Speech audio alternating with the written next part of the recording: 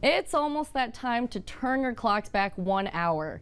This Sunday at 2 in the morning, your clocks will fall back to 1 in the morning, giving you that extra hour. Kyle Sartell with McLaren Greater Lansing sits down with us today.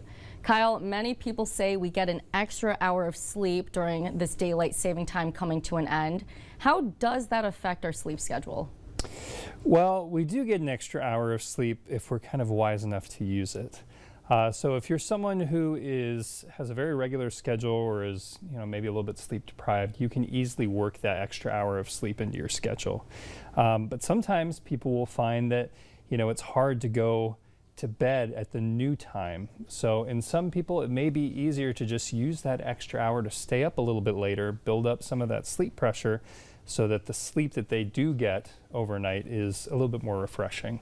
Maybe help them fall asleep easier the following night so they're refreshed for the work week come Monday. How should people be adjusting their sleep schedules when it's heading into Sunday and even starting the work week?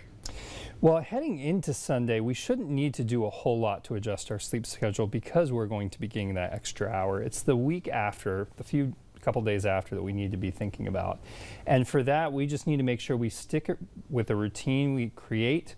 And one of the nice things we can do is getting up earlier in the morning. Getting up earlier in the morning, having a lot of exposure to this new light that we're going to be getting in the morning will help you feel refreshed throughout the day and will help you get ready to go to sleep at an appropriate time that night. You mentioned getting out into the sunlight. People definitely want that, especially when the sun sets earlier. With it getting dark out earlier, will that be affecting the way that people get ready for bed? Oh, absolutely. And it'll actually make it a little bit easier to get ready for bed in the winter because it'll be dark outside. It's always very difficult in the summer when it's nice and bright and you're trying to get ready for bed and you're like, well, the sun's still up. I can still see everything outside. One of the things that it will change is that we may want to start moving some of our activities to earlier in the day. So if you exercise, for instance, consider moving that earlier in the day so that you're not doing it at night and kind of keeping yourself up.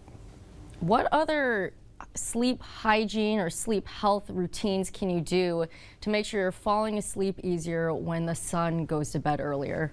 Well, one of the key things that helps with sleep hygiene is making sure that you have a consistent wake up time in the morning and a consistent bedtime at night. Other things include making sure you're adequately hydrated, but not having a whole bunch of water right before bed, not having caffeine late in the day, and then staying off those screens for at least an hour before sleep. All of those things will significantly improve your ability to fall asleep. Simple steps that people can take, and as we all know, hydration and consistency is key. Kyle, thank you so much for joining us on Mid-Michigan Matters. Thank you, Taylor.